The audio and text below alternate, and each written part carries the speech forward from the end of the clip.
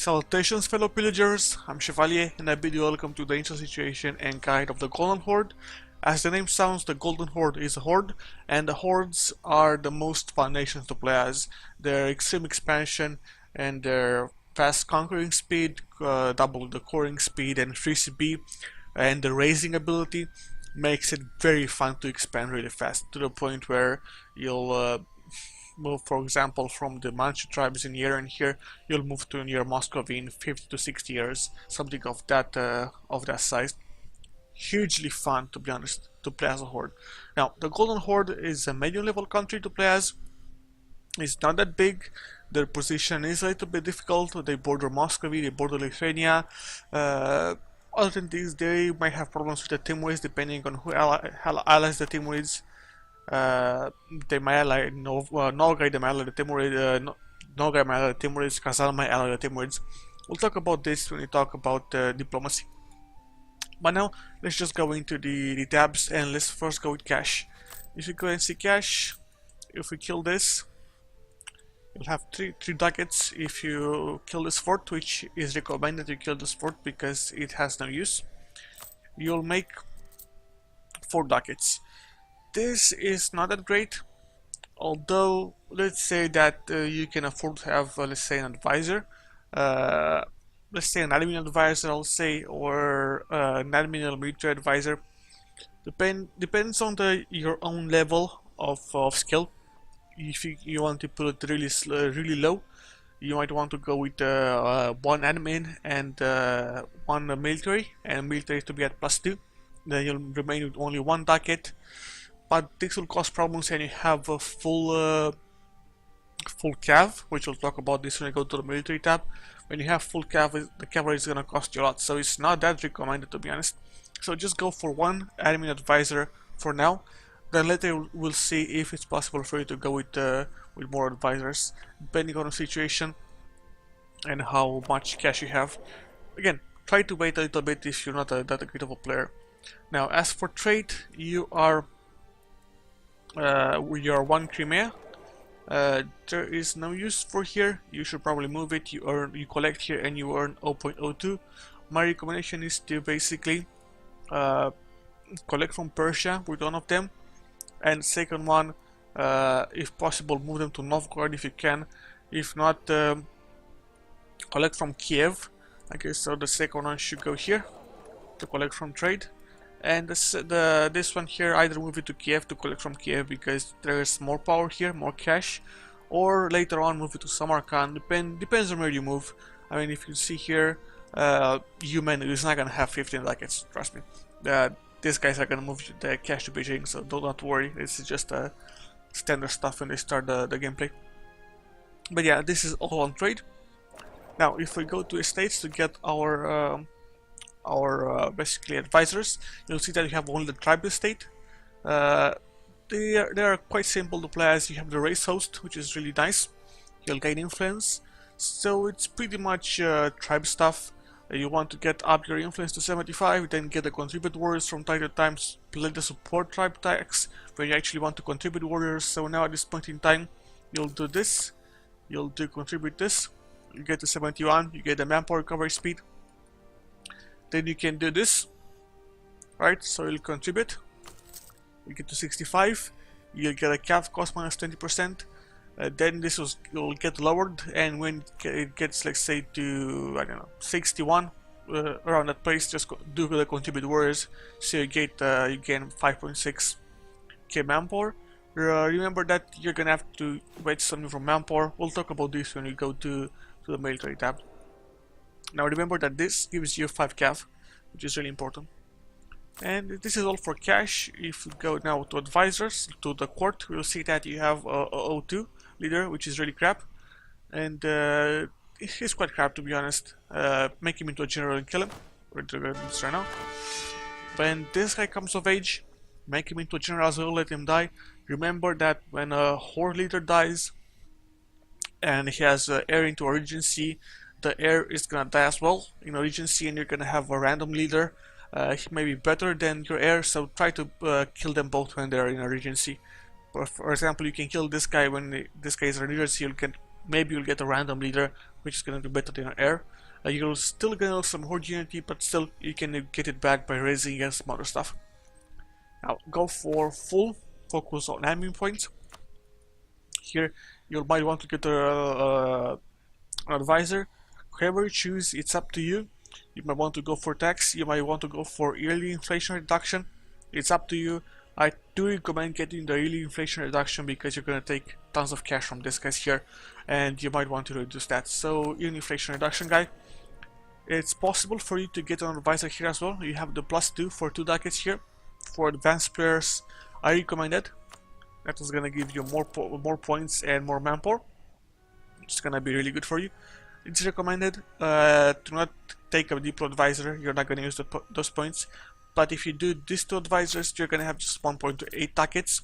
If you build this cav here as well, the 5 cav, which is what 20 decades, 25 decades I think per cav at cost. Where can I see maintenance? 41 decades. So basically, it will cost you another what 2 decades to maintain those extra 5 cav. So it may be troublesome.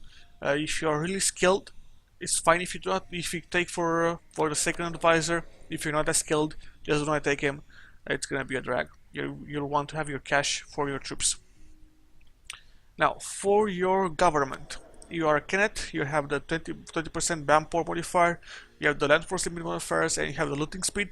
Great, you can take tons of cash with this, and you're gonna have tons of manpower to continue your expansion. Other than this, here there's nothing much to say. You cannot change your government form manually, you'll have to reform the government first. This is simply can be done quite simply, just increase it up. You're currently a kingdom, so you're fine here as well. Diplomacy. This is where it becomes quite tricky. You have to go to opinion, map mode, and see who is friendly with who. You can check out all of my guides for this. It really shows you who you can attack and who's gonna get an alliance. If I click on the Nogai right now, you'll see that they have a friendly attitude towards Timurid and they have a friendly attitude towards the Nogai. It means that the Nogai will get an alliance to the Timurids and the Nogai haven't rivaled you, but they are hostile towards you. So if you look at this, you are friendly, but they are hostile towards you. So right now in this situation, you might want to attack Nogai as soon as possible. You have a free CP of course, and attack Nogai before they can get an alliance to Timurids. So that they should be your first target of attack. Once you've taken the Nogai, we'll talk about this later on. As for other targets, alliances are not that recommended at first, although I would recommend an alliance with Kazan at first, if at all possible. As you can see right now, it's not possible because they rivaled you, but if it's possible, alliance with Kazan, alliance with the Ottomans, alliance with Timurids. This is your main targets. So Ottomans, Timurids, and Kazan. Kazan is useful for you to block off Muscovy. Timurids are useful for blocking Muscovy again, so you have a defensive ally. And Ottomans are the same, useful against blocking an attack from Muscovy, from Lithuania, any of this side. If you actually decide to rival Poland, for example, though it's going to take you a slot, as you can see right now, it's not possible. It's not possible for you to rival. You can rival Lithuania, I guess, but it's not that important. If it was possible to rival Poland and they have rival Poland, you can get an alliance faster. Again, you can also feel threatened by Lithuania, some other tricks with opinion so you can get faster alliances. Now, for your rivals, just rival who you're going to attack. For example, you want to attack Nogai, rival Nogai. You want to attack Crimea, rival Circassia. Just start with the smallest guys. For example, right now you want to start with with Crimea, minus 29%, followed by Nogai, followed by Kazan, and attack these guys. Once they are no longer a valid rival, just switch to another guy so you can get your power projection up to max. Quite simple. There's nothing much to say here. We already went through the economy, trade. Let's talk about technology. You have not embraced feudalism yet, so you have the tech penalty of minus 50%. This is troublesome, but at the same time, because you're a horde, you can raise provinces and you can get cash from raising a province, get power points from raising a province, so that is gonna balance itself out. It's really nice if you can pull up some stuff, for example, conquer all the way to here, then keep on raising this side and taking points from this side, so wasting provinces and points here, then just build up a huge economic power base in the region here, for example, in the region of the Ottomans. Remember that is best if you have farmlands, for example, farmlands, as well as having provinces that have a huge amount of states that have a huge amount of provinces. So basically, Bulgaria has 5, right? And they have 1 farmland and 2 grasslands, so they are quite decent. For example, you have Wallachia, which has 3 grasslands. They can easily be built up. Transylvania, although they have mountains here, if you want to improve them, you have what, 7 provinces here. So try to aim for farmlands and provinces that have a huge regions that have a huge amount of provinces, basically. That is really going to help you increase them up to a standard degree. Now, anything else? Let's talk about techs. Quite simple. Admin tech until you get the first idea. Try to avoid Renaissance and increase in bonus and penalties. Try to avoid as much as possible. Diplomacy, save points, so you can actually gain your first idea faster. As for military technology, get it whenever possible. Try to use the modifiers in all of these categories. Military, try to be really careful. We can avoid attacks by your enemies by simply taking up and being having an increasing threat against your enemies, so they might not attack you. Again, some small modifiers and some small tricks that you can learn once you play enough games. And institutions, let's talk a little bit about institutions. You'll have to embrace feudalism first, which can be done, if I'm not mistaken. Though you'll have the government rank and form, it's gonna be really hard for you for these institutions to move into your lands, but you're really close to them, so they should slowly move into them, and you should embrace feudalism at some point in time. Then you can also reform your government. We're gonna talk about this once you get here. And with your location, it's gonna be really troublesome, but not that troublesome to get institutions. It's gonna take you, let's say, 70 to 80 years for you to take the institutions, but those institutions will get there, let's say 100 years. So you're gonna be behind, what, 2 institutions? And if you move west even more, you're gonna get there quite fast. So although you're a horde, it's possible for you to become advanced in tech quite fast. Now, let's talk about ideas. Now, the horde ideas are focused on expansion, because of course they're a horde, and you have like this: aggressive expansion minus 10%, years of separatism minus 5%, and at max you have stability cost modifier, which sucks. The first two are really great. They're really gonna help you. Next, you have land attrition, not that great. You have the Cav compatibility plus 20%, not that great. You have Cav compatibility is really good. My bad. This was really crap. This is really good because you want to go full Cav and it's gonna be really efficient. You have the land maintenance modifier, really good because you're gonna have tons of Cav. You have land leader shock, which is quite good. Core creation cost minus 25%, excellent as well. You have the manpower recovery speed, 20 plus 20%, so more manpower, better. And you have the national manpower modifier, again, manpower. So they're mostly focused on fighting in the early game and extra manpower. Again, perfect for early game expansion. Now, for national ideas and what you should take, my recommendation is land expansion ideas. Basically, influence followed by admin. You need either admin, economic, or innovative, if I'm not mistaken, to actually reform the government. We'll go about reforming the government when you get to the missions and decision tab. But my recommendation is influence, admin, followed by whatever floats your boat. Probably a military idea if you want. Economic ideas again. The religious ideas are quite good, but you're Sunni, so you should be able to conquer these lands quite easily. Because you're Sunni, you're gonna have the piety and stuff. Again, we'll talk about this on religion. But yeah, you have a free CB from which you can get these lands here to have vassals, so you don't really need religious ideas. So you need influence, admin, followed by military idea.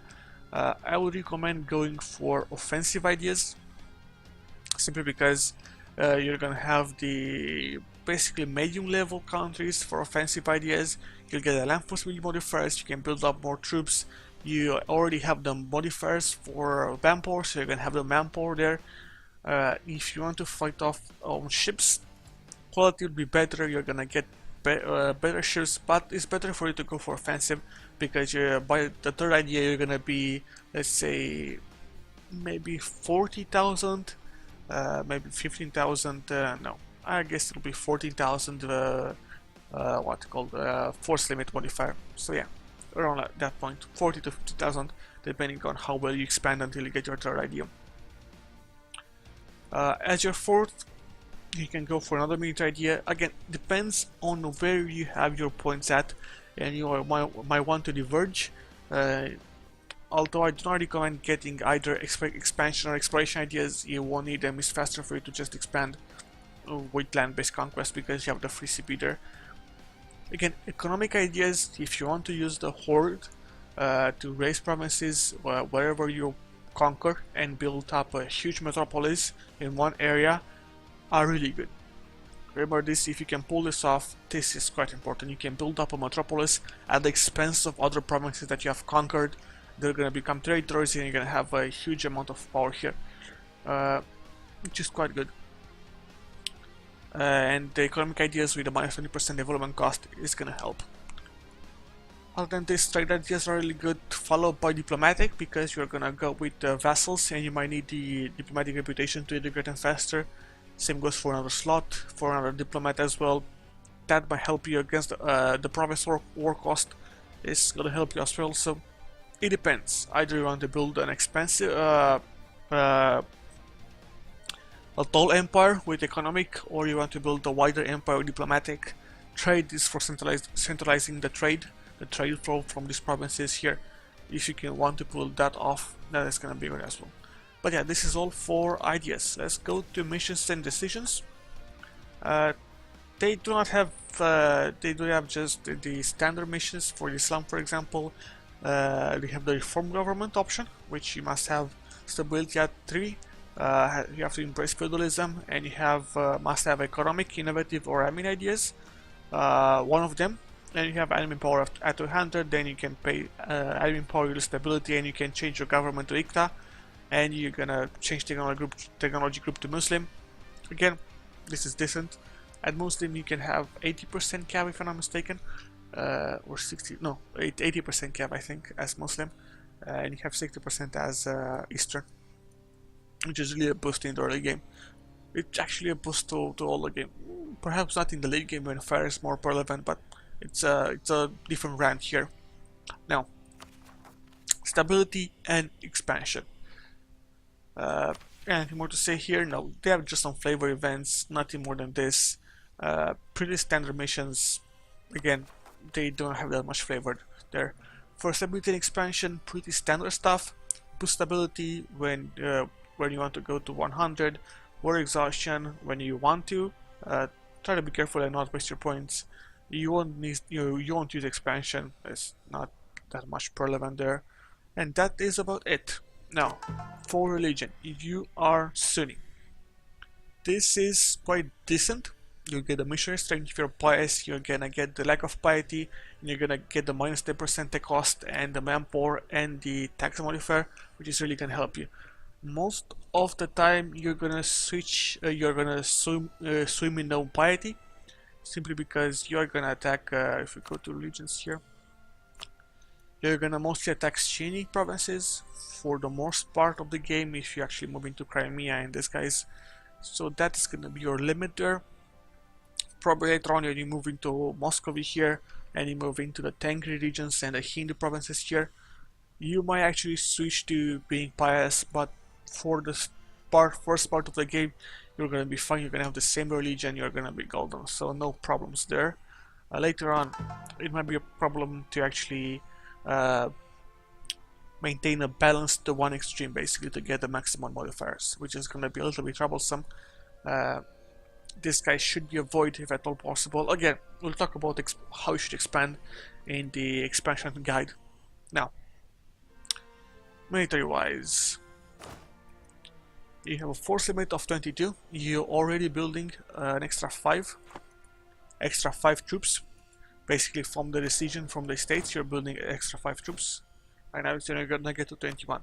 Now, as a horde, you can have 100% cavalry cav, and I recommend getting 100% cav.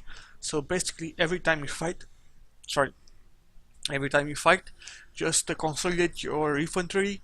That will allow you to basically be able to build more cav and have more power, basically not firepower, more power at your disposal and better armies. Other than this, for naval force limit, you're not gonna use them. You're just gonna stay as a land combat.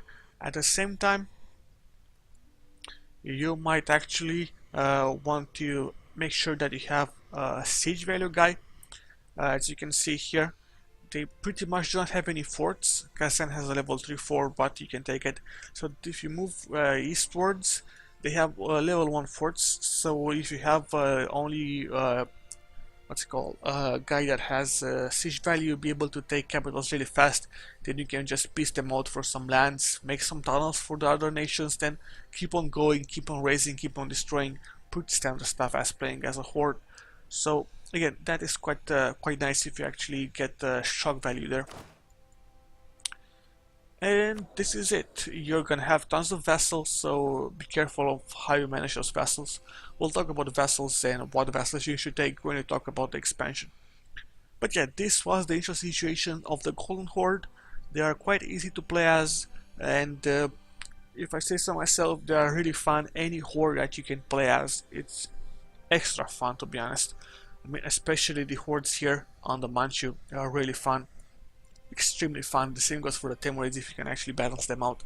Again, really fun to play as, and you're gonna have a blast just conquering everything left and right. But yeah, I'm Chevalier. Hope you enjoyed this, guys. If you enjoyed, consider liking, subscribing, or commenting. I appreciate any kind of feedback, even if it's negative.